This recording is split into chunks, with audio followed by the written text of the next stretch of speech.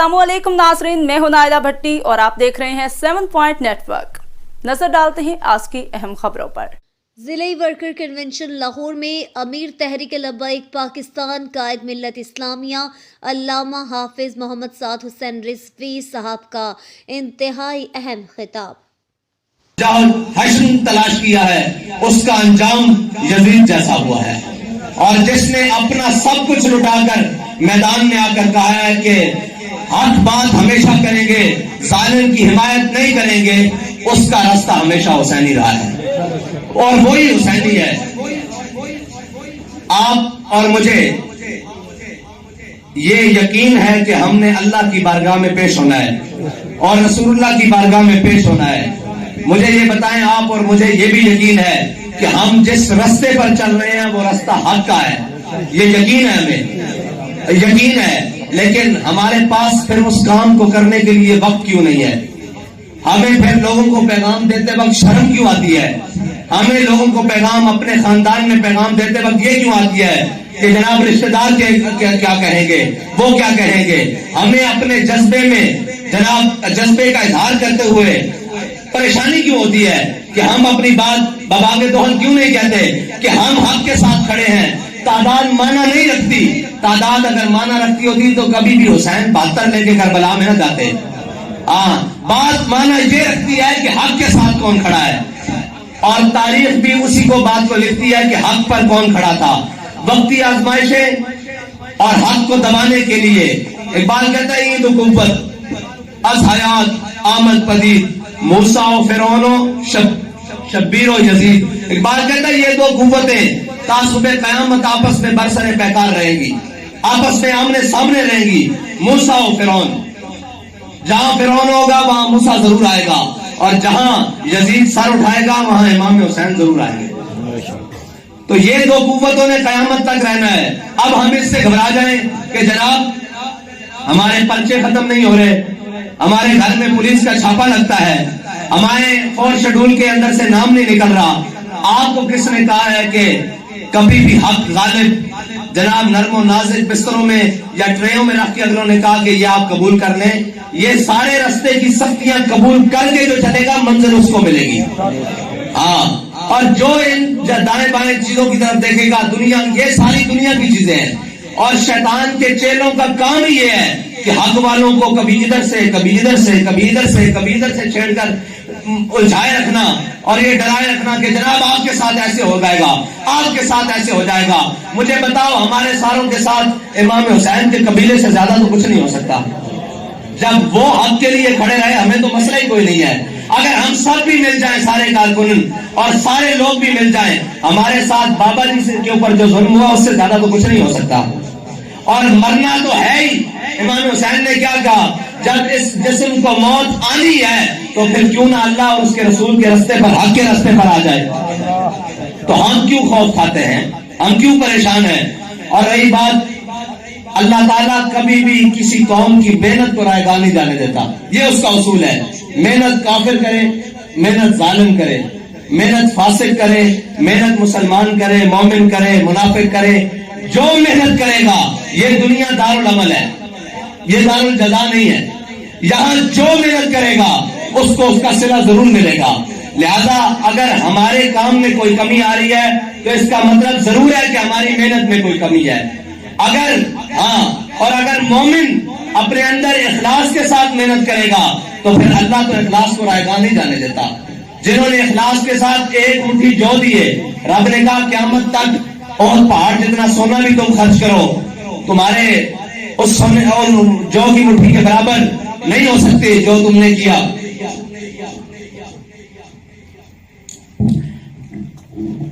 जो सहाबा ने जो मुट्ठी खर्च किए, एक मुट्ठी जौ खर्च किए, हम आने वाले क़यामत तक मुसलमान अगर और पहाड़ भी खर्च करें सोने और चांदी के तो वो बराबर नहीं हो सकते। उसकी वजह क्या है? उसकी वजह सिर्फ और सिर्फ इखलास है। और सहाबा ने जब देखा कि कैसर और किसरा की दौलत और कैसर और किसरा के माल और कैसर और किसरा की जनाब सारी चीजें, उनके जनाब ताज जब मदीना मुनव्वरा की मस्जिद में जमा होने शुरू हो गए तो उनकी सहाबा की आंखों से आंसू जाने शुरू हो गए।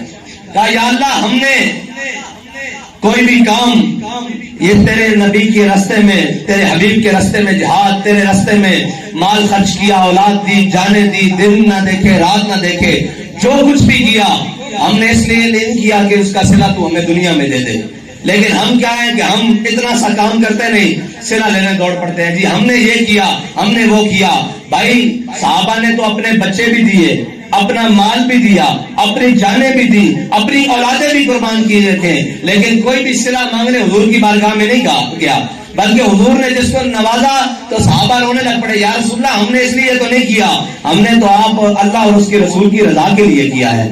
تو جس کا عمل بے غرض ہے اس کی جزا کچھ اور ہے، جس کا عمل بے غرض ہے اس کی جزا کچھ اور ہے۔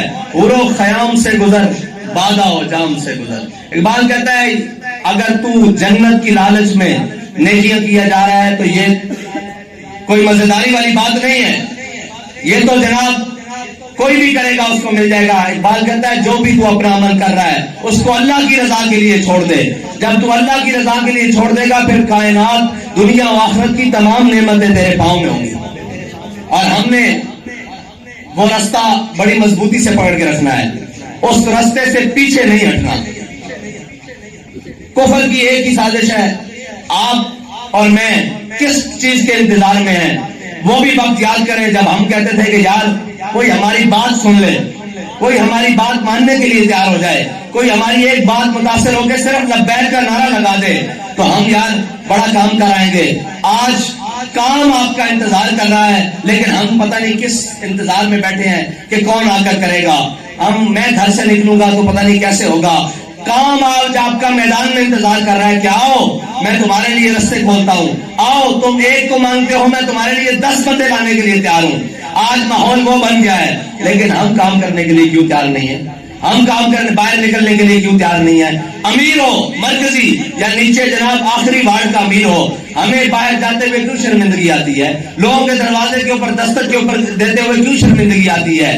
یار وہ جھوٹوں کا نعرہ لگائے 30 سال، ان کو کوئی شرم نہ آئے، وہ کہے سانو نہیں ہوتے ناز ہے، وہ یہ کہے، دوسرے کہے کہ جناب عمران خان ہماری ریڈ لائن ہے، ہمیں یہ کہتے ہوئے شرم آتی ہے کہ ناموس رسالت پر ہماری مال بھی حاضر، جان بھی حاضر، بچے بھی حاضر، اور حضور ہم نے آپ کے نظام کو اس ملک کے اندر لانا ہے، یہ ہمیں دروازہ کھٹکا کر کہتے ہوئے شرم آتی ہے۔ اگر یہ شرم آتی ہے تو یہ سفر ہے کوئے جانا، یہاں قدم قدم بلائیں۔ کوئی یہ سمجھے کہ جناب آج حالات بڑے اچھے ہیں، ہم نے بڑے اچھے ماحول میں ورکر کنونشن کر لیا ہے، کل بھی ایسے ہی ہوگا، ہو سکتا ہے کل ہمارے ہاتھوں میں بھی بیڑیاں اور پاؤں میں بھی بیڑیاں ہوں۔ ہاں جتنا آپ کو وقت میسر ہے اتنا کام کریں، اور حالات کبھی بھی اسلام نے اچھے نہیں رکھے۔ اسلام اللہ تعالیٰ نے تو امتحان لیا، ان کا بھی امتحان لیا، جن کے ایمان میں کوئی رتی برابر شک ہی نہیں کر سکتا، جن کے دلوں کو اللہ نے ازل میں دیکھا، ان سے پاکیزہ دل کسی کے نہیں پائے، لیکن اللہ تعالیٰ نے ان کو بھی ہر امتحان سے گزارا، ہر امتحان سے گزارا، اولاد کے امتحان سے، مال کے امتحان سے، جان کے امتحان سے، جناب فصلوں کے امتحان سے، کھیتی باڑیوں کے امتحان سے، کاروبار کے امتحان سے، جان کے خطرے کے امتحان سے، ہر امتحان سے گزارا۔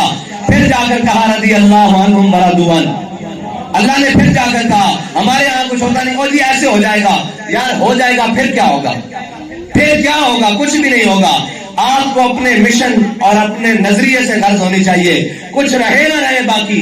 یہ کیا بات ہوئی کہ جناب یہ ہو جائے گا وہ ہو جائے گا، میری دستار سرے راہ بھی کھل جائے تو اس میں کیا عیب ہے؟ جب حضور کی ناموس کا پرچم بلند ہو جائے گا، جب جناب ختم نبوت کا پرچم بلند ہو جائے گا، جب دین اسلام کا پرچم بلند ہو جائے گا تو ہماری ساری دستاریں، ہمارے منہ پر کوئی جوتیاں بھی مارے اس سے کیا غرض ہے، لیکن حضور کے دین کا پرچم بلند ہونا چاہیے۔ لیکن اس کے لیے شرط یہ ہے کہ آپ کو میدان میں آنا پڑے گا، گھر بیٹھ کر نہیں۔ کس بات کی سستی؟ اور شیطان کا کام ہی یہ ہے کہ وہ مومنوں کے اندر سستی ڈالتا ہے، اور جو مومن ہے وہ شیطان کی بات کو قبول نہیں کرتا۔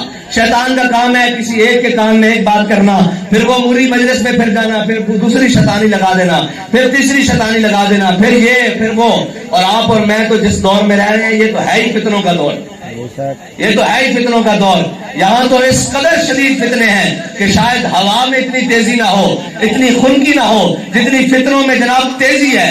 لیکن ان فتنوں کا علاج بھی تو ہمیں بابا جی بتا کر گئے ہیں کہ جہاں کوئی غاصب, جہاں کوئی ظالم, جہاں کوئی جناب جابر, جہاں کوئی کافر سر اٹھائے اس کے سامنے لبیک یا رسول اللہ کا نعرہ لگانا ہے. اور یہی تو ایمان والوں کے اندر اور جناب منافقوں کے اندر فرق ہے. لبیک کا نعرہ, یا رسول اللہ لبیک لبیک لبیک یا رسول اللہ لبیک لبیک لبیک یا رسول اللہ لبیک لبیک لبیک یا رسول اللہ لبیک لبیک لبیک یا رسول اللہ لبیک لبیک لبیک یا رسول اللہ لبیک لبیک لبیک یا رسول اللہ لبیک لبیک لبیک یا رسول اللہ.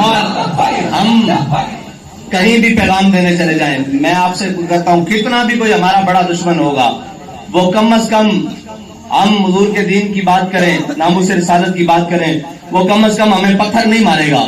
لیکن میرے آقا و مولا صلی اللہ علیہ وسلم خود طائف میں پیغام لے کر گئے ہیں اسلام کا, اور حضور کے نالین مبارک خون سے بھر گئے. حضور کو انہوں نے اتنے پتھر مارے, یار ہمیں تو پتھر نہیں لگتے, ہم تو کسی کو کہیں وہ تو اپنی جناب ڈرائنگ روم کا اور بیٹھک کا دروازہ بھی کھول دیتا ہے آپ کے لیے, چلو بات تو سن لو. ابھی تو ہمارے اوپر وہ وقت نہیں آیا, پھر بھی ہم اللہ اور اس کے رسول کا پیغام پہنچانے میں کیوں شرم محسوس کرتے ہیں؟ شرم اور باتوں میں بڑی, لیکن رب اور رسول کا جب نام آ جائے تو ہر چیز سے بیگانہ ہو کے اور دیوانہ ہو کر حضور کا نام لو اور حضور کا پیغام بچاؤ. ایک دفعہ جھٹلائے گا, 2 دفعہ جھٹلائے گا, کتنی بار جھٹلائے گا, آخر میں آ کے وہ کہنے شروع ہو جائے گا یار یہ اپنے بات میں سچے ہیں, ان کی بات سن تو لو ایک دفعہ.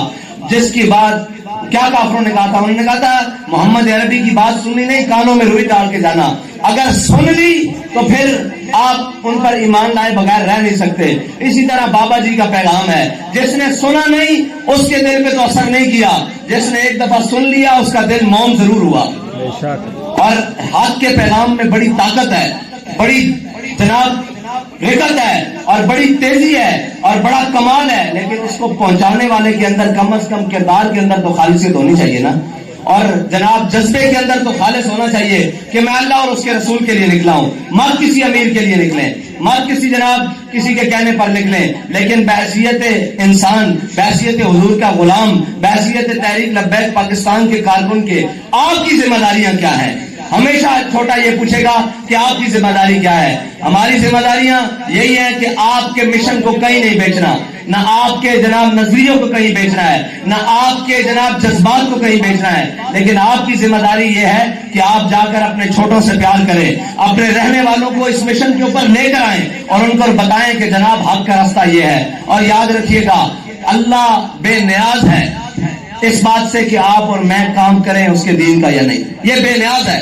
اللہ اگر کام لینے پر آئے تو وہ تو ہاتھیوں سے لے لیتا ہے, وہ تو جانوروں سے لے لیتا ہے, وہ تو ابابیلوں سے لے لیتا ہے, وہ تو منگولوں کے کتوں سے لے لیتا ہے. جب وہ کام لینے کے لیے آئے وہ تو لنگڑے مچھر سے نمرود کو مروا دیتا ہے. وہ آپ کا میرا تو محتاج نہیں ہے, یہ تو میرا امتحان اور آپ کا امتحان ہے کہ ہم نے کس کو راضی کرنا ہے اور کس طرح کام کرنا ہے. لیکن آج کے بعد آپ جائیں اور جا کر پیغام دیں, گھر گھر میں, گلی گلی میں پیغام دیں, اور یہ کہ ایک دوسرے کی ٹانگیں کھینچنے کی بجائے, عہدوں کی لالچ کی بجائے یہ کہیں کہ بھائی عہدہ ملے نہ ملے, میری ذمہ داری ہے بحیثیت کارکن کے, بحیثیت ذمہ دار کے, بحیثیت رکن کے, میری ذمہ داری ہے کہ تحریک کی بہتری کے لیے جو بھی کام ہے میں اس کو کروں. لیکن اگر نظم کی بات آ جائے تو اپنے بڑوں کی باتیں یاد رکھنا, جو اپنے بڑوں کی نہیں سنتا پھر وہ ساری زندگی سب کی سنتا ہے, پھر اس کو سب کی سننی پڑتی ہے, اور جو اپنے بڑوں کی سنتا ہے اس کو پھر ساری زندگی کسی کی سننی نہیں پڑتی. یہ یاد رکھنا. اگر آپ اپنے نظم میں قائم ہو کر آ کر تحریک کی بہتری کے لیے صبح شام, اور یاد رکھنا ہمارے بڑے لوگ عجیب ہیں اور جناب یہ ایسے ہو گیا ویسے ہوگا, یاد رکھنا کام کرنے والوں سے غلطیاں ہوتی ہیں, ویلے آدمی کبھی غلطی نہیں کرتا. ابھی جو کوئی گھر سے نکلے اور یہاں تک پہنچے, رستے میں اس کے ساتھ کوئی چین ٹوٹ جائے, کوئی موٹر سائیکل پنچر ہو جائے, کوئی گاڑی لگ جائے, تو وہ نکلا ہے تو اس سے لگی ہے نا. اب جو گھر بیٹھے ہیں ان کی کیوں نہیں لگی؟ گھر بیٹھے لوگوں کو کبھی کبھی غلطی کسی سے نہیں ہوئی. جو کام کرتا ہے غلطیاں بھی اسی سے ہوتی ہیں, اور اگر اس سے غلطی ہو بھی جائے تو یہ نہیں کہ آپ اس کا ڈنڈورا پیٹنا شروع کر دیں, بلکہ اس کو علیحدہ جا کے بتا دیں آپ بات اس طرح نہیں اس طرح کر لیں, تو آپ بڑی ساری بہتری کر سکتے ہیں. لیکن ہمارا رویہ اور ہماری یہ بات اس کو اس بات پر مجبور کر دیتی ہے کہ وہ اپنی غلطی پر ڈٹ جائے. اس نے غلط بھی کیا ہے تو ہمارا رویہ اور ہماری باتیں اس کو اس بات پر مجبور کر دیتی ہیں کہ جو تم نے غلط کیا اس پر ڈٹ جاؤ. اگر ہم اس کو پیار سے، محبت سے، الفت سے سمجھا دیں کہ آپ کے اس عمل نے ہمارے اس کام کو نقصان پہنچایا ہے تو وہ سمجھنے کے قابل ہو جائے گا. آپ سارے ذمہ دار ہیں. جہاں آپ کام کر رہے ہیں وہاں میں ساری زندگی نہیں جا سکتا. ان گلیوں میں، ان کوچوں میں، ان وارڈز میں، ان یوسی میں اگر میں روزانہ بھی چاہوں، روزانہ بھی نکلوں تو 274 یوسیاں اب تو 500 کے قریب ہو گئی ہیں.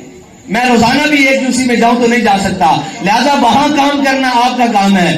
جہاں ہم بیٹھے ہیں آپ کے پیغام کو آگے پہنچانا، آپ کے مشن کو ثابت رکھنا وہ ہمارا کام ہے. آپ اپنا کام خوبصورتی سے جاری رکھیں، آپ کو یہاں سے شکایت نہیں آئے گی. لیکن ہمیشہ نیچے والا ورکر اس بات کا جناب ماضی رہتا ہے جی ہم کیا کریں. میں آپ کو بتاتا ہوں کیا کریں. آپ ایک کام تو کر سکتے ہیں.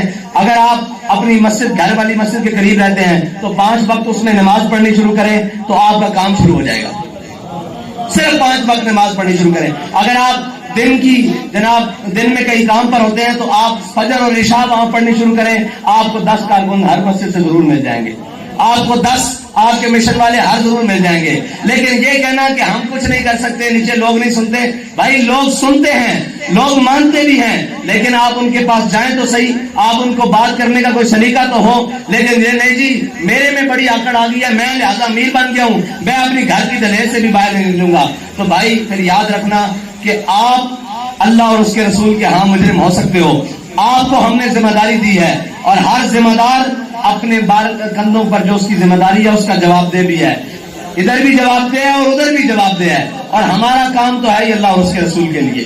ہم کسی مفاد سے بالاتر ہو کر ہیں، ہم تو حق کے راستے والے ہیں. اور یاد رکھنا جن کے ہاتھوں میں حق کے علم ہوتے ہیں وہ تعداد میں ہمیشہ کم ہوتے ہیں. لیکن یہ یاد رکھنا ان کا جذبہ ہر تعداد کو، ہر گنتی کو الٹا کر رکھ دیتا ہے. یہ دنیا کا اصول ہے.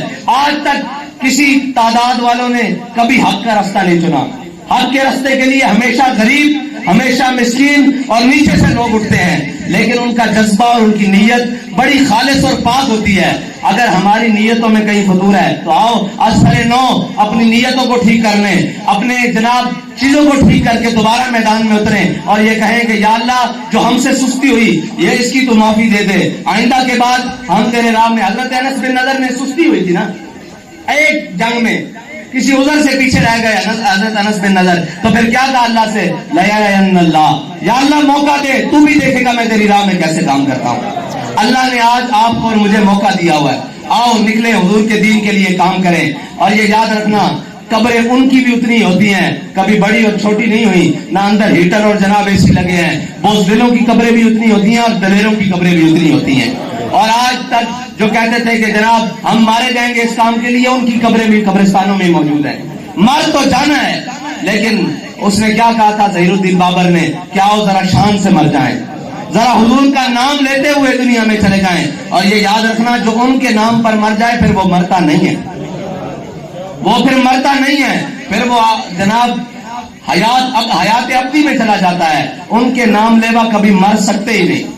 اس لیے کہ اگر وہ مر جائیں تو پھر دنیا میں رہ گئے، پھر دنیا کا نظام کیسے چلے. آؤ حضور کے دین کے لیے دیوانہ بار ہو کر، ہر کسی ملامت والے کی ملامت سے دور ہو کر، ہر پریشانی اور غم سے دور ہو کر حضور کے دین کا کام کریں اور حضور کے پرچم کو پوری دنیا پر لہرانا ہے. آپ کی میری ذمہ داری تو ابھی فلسطین تک بھی ہے، ابھی کشمیر تک بھی ہے. ابھی تو ہم اپنے شہر لاہور کی گلیوں میں نہ نکل سکیں تو آپ کو کیا خیال ہے پھر فلسطین میں جمعہ پڑھائیں گے؟ ایسے تو ممکن نہیں ہوگا. فلسطین میں جمعہ پڑھانے کے لیے پہلے لاہور کو بھی تو مضبوط کرنا پڑے گا، پہلے جناب قصور کو بھی مضبوط کرنا پڑے گا، پہلے شیخ پورے کو بھی مضبوط کرنا پڑے گا، پہلے جناب ننکانے کو، پنجاب کو، پھر پاکستان کو، پھر عالم اسلام کو مضبوط کرنا پڑے گا. پھر اور یاد رکھنا اللہ نے کبھی سچے جذبوں کو جھٹلایا نہیں، اللہ تعالیٰ نے کبھی ان کو ناکام نہیں کیا. ان کو ہمیشہ اللہ کامیابی دیتا ہے. لیکن اللہ دیکھتا ہے کہ میرے بندے کی میری راہ میں لگن کتنی ہے، میری راہ میں محبت کتنی ہے، میری راہ میں خلوص کتنا ہے، میری راہ میں جذبہ کتنا ہے. اگر جذبہ صادق ہو تو پھر مار کھانے والا مکے کی گلیوں میں بلال کعبے کی چھت پر آ ہی جاتا ہے. لیکن پہلے مار بھی ہوتی ہے، پہلے سختیاں بھی ہوتی ہیں، پہلے ملامت بھی ہوتی ہے، پھر بلال کے ہاتھ میں امیہ آ ہی جاتا ہے اور پھر بلال یہ کہہ ہی دیتے ہیں کہ جا امیہ ہلاکا بلال، پھر امیہ کو پناہ دینے والے کوئی بھی ہوں، بلال اس کو گھسیٹ کر علیحدہ کر ہی دیتے ہیں اس کے سر کو جسم سے. ہاں یہ وقت آ ہی جاتا ہے، لیکن اس سے پہلے مشکلات کو، پریشانیوں کو سامنا کرنا پڑتا ہے. اللہ تعالیٰ مجھے اور آپ کو حضور کی خالص محبت عطا فرمائے اور حضور کے دین کے لیے ہمیں اپنا جان، مال، وقت ہر کچھ صرف کرنے کی توفیق عطا فرمائے. اور رہی بات دنیا سے راضی جانے کی، دنیا سے دنیا کے کاموں کی، تو دنیا سے راضی فرعون بھی نہیں گیا، دنیا سے راضی نمرود بھی نہیں گیا، دنیا سے راضی حامان اور قارون بھی نہیں گئے. یہ دنیا بڑی جناب عجیب ہے. کیا ہے؟ جدد السفینہ تفی بحر عمیق، اے یا ابا ذر جدد السفینہ تفی بحر عمیق، اے ابو ذر یہ دنیا کے جناب سمندر بڑا ہی گہرا ہے، اس میں اپنی کشتی کو حق کے راستے پر رکھنا، اور اگر وہ حق کے راستے پر ہوئی تو وہ کنارے میں ضرور لگے گی، اور اگر وہ حق کے راستے پہ نہ ہوئی تو دنیا اس کو اپنے اندر غرق کر لے گی. یہ زندگی بھی ایسی ہی ہے جناب کشتی کی طرح، اور دنیا جناب سمندر ہے، اس سے کوئی بھی راضی نہیں گیا. آج تک ہمارے جناب بڑے کہتے تھے پوری کسی بھی نہیں پائی، پنجابی دجلہ میں پوری آج تک کسی بھی نہیں پائی، اور نہ پیڑی، یہ دنیا دا اصول ہے. ہاں پوری اس دی پہنی جڑا اللہ دے راستے تے لگ پیندا، پھر رات فرماندا میں اس دے کماں نوں لگ پیندا، اس دے سارے کام میں کردا. اللہ دے راستے وچ کچھ آ کے تے دیکھو، کچھ اپنا وقت دے کے تے دیکھو، اور چمن میں میری تلخ نوائی گوارا کر. اقبال کہتا ہے چمن میں میری تلخ نوائی گوارا کر کہ زہر بھی کرتا ہے کبھی کار تریاکی. اقبال کہتا کدی کدی زہر بھی موت تو بچن دا سبب بن جاتا. یہ ساڑیاں سخت گلاں اور نرم گلاں انہاں نوں اپنے دلاں وچ بھی جگہ دیو اور اپنے عمل وچ بھی جگہ دیو. اللہ تعالیٰ تانوں تے مینوں اخلاص سے عمل عطا فرمائے. واخر دعوانا الحمدللہ.